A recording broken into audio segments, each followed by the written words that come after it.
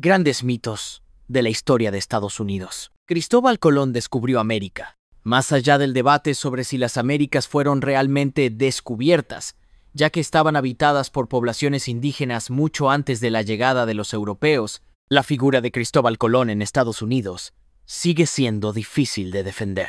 Aunque es innegable que sus 4 viajes a través del Atlántico marcaron el inicio del asentamiento, la conquista y la colonización del llamado Nuevo Mundo, generaciones de estadounidenses han honrado sus logros con una festividad nacional cada año. El primer problema con la fama de Cristóbal Colón es cronológico. El explorador nórdico Leif Erikson habría llegado a Norteamérica unos 500 años antes que él. El segundo problema es geográfico. Colón navegó por varias islas del Caribe, como las Bahamas, Cuba y la Española, y más tarde llegó a zonas de Sudamérica y Centroamérica, pero nunca pisó la tierra que hoy es Estados Unidos. Así que, aunque sí que pisó el continente americano, no tiene mucho sentido que los estadounidenses celebren su descubrimiento del territorio que hoy llaman Estados Unidos. Además, hasta su muerte, Colón sostuvo que había encontrado una nueva ruta hacia las Indias Orientales, lo que provocó que los europeos llamaran indios a las poblaciones indígenas, un error que se mantuvo durante siglos. Walt Disney fue congelado criogénicamente. ¿Has oído alguna vez que el cuerpo congelado de Walt Disney yace oculto bajo la atracción Piratas del Caribe de Disneyland, que convenientemente se inauguró solo unos meses después de su muerte en 1966? O quizás has oído alguna vez que solo se congeló su cabeza. Un mito muy persistente sostiene que, tras morir de cáncer de pulmón a los 65 años, el creador de Mickey Mouse ordenó que metieran su cuerpo en una máquina especial y lo mantuvieran en hielo hasta que la ciencia desarrollara la tecnología necesaria para reanimarlo. Aunque Walt Disney tenía tanto el dinero como la fascinación por la tecnología necesarias para protagonizar una historia así, la realidad es mucho más mundana. Los registros oficiales confirman que fue incinerado y sus cenizas descansan en el Forest Lawn Memorial Park en California. En 1972, su hija Diane desmintió el rumor definitivamente, asegurando que dudaba incluso de que su padre hubiera oído hablar de la criogenia. Aún así, el mito sigue vivo. De hecho, el estreno de la exitosa película Frozen alimentó una teoría aún más extravagante, que Disney la creó para hacer desaparecer los rumores de criogenización de los resultados de búsqueda en Internet. Las brujas de Salem fueron quemadas en la hoguera. Ningún lugar está tan ligado a la paranoia y la brutalidad de las casas de brujas como Salem, en Massachusetts. Cada año, miles de visitantes, sobre todo en Halloween, recorren los escenarios de los juicios de brujas más famosos del mundo. Sin embargo, las cifras de Salem son mucho menores que las decenas de miles de víctimas de las casas de brujas en Europa en los siglos XVI y XVII. Entre 1692 y 1693, más de 200 personas fueron acusadas de brujería en Salem y sus alrededores.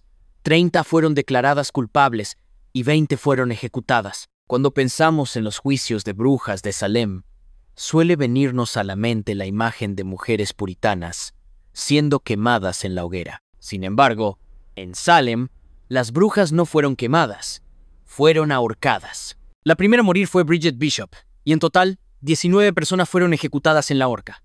La última víctima, Jill Scory, murió bajo tortura tras negarse a declararse culpable. Además, varias personas fallecieron en prisión debido a las malas condiciones y la desnutrición. Los cuerpos fueron enterrados sin ceremonias en fosas poco profundas. La Guerra de los Mundos de Orson Welles provocó el pánico masivo. Orson Welles se lanzó a la estratosfera cinematográfica con el estreno, en 1941, de su debut en el largometraje, Ciudadano Kane, pero demostró sus habilidades narrativas para acaparar titulares 3 años antes. El 30 de octubre de 1938, dirigió y narró una adaptación radiofónica de la seminal novela de ciencia ficción de A.G. Wells, La Guerra de los Mundos. Ambientada en la costa este estadounidense, utilizaba falsos boletines de noticias para añadir realismo a la invasión alienígena. Para algunos oyentes, resultó demasiado real. Algunas informaciones decían que tras la emisión, personas aterrorizadas llenaban las calles y telefoneaban a sus seres queridos. Una mujer se rompió el brazo al caerse en medio del pánico, mientras que otra entró corriendo en una iglesia proclamando el fin del mundo. Los periódicos llenaron sus portadas de histeria nacional. En realidad, se trataba de incidentes aislados que no se acercaban, ni de lejos, al pánico del que se hablaba. Los periódicos ansiaban poder desacreditar la producción de Wells.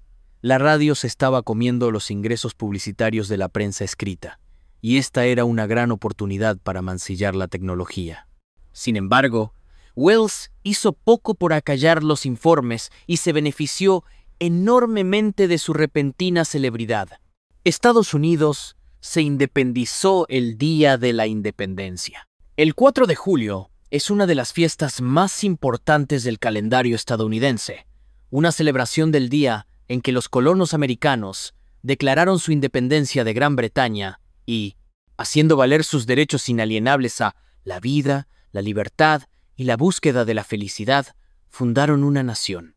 No es sorprendente que se eligiera el 4 de julio de 1776 para este honor, ya que es la fecha que encabeza la Declaración de Independencia. Pero en realidad, la fecha más significativa fue 2 días antes, el 2 de julio, cuando las colonias votaron para convertirse en una nueva nación. El Congreso Continental simplemente tardó 2 días en aprobar la documentación. El padre fundador John Adams escribió que el 2 de julio sería la época más memorable de la historia de América. Además, la firma de la declaración no tendría lugar hasta el 2 de agosto, y los 56 delegados del Segundo Congreso Continental tardaron aún más en poner su nombre en el sagrado papel. La Guerra de la Independencia también estaba entonces en su segundo año, y el nacimiento simbólico de Estados Unidos tendría poco significado práctico sin la victoria, que no se consiguió formalmente hasta el Tratado de París de 1783.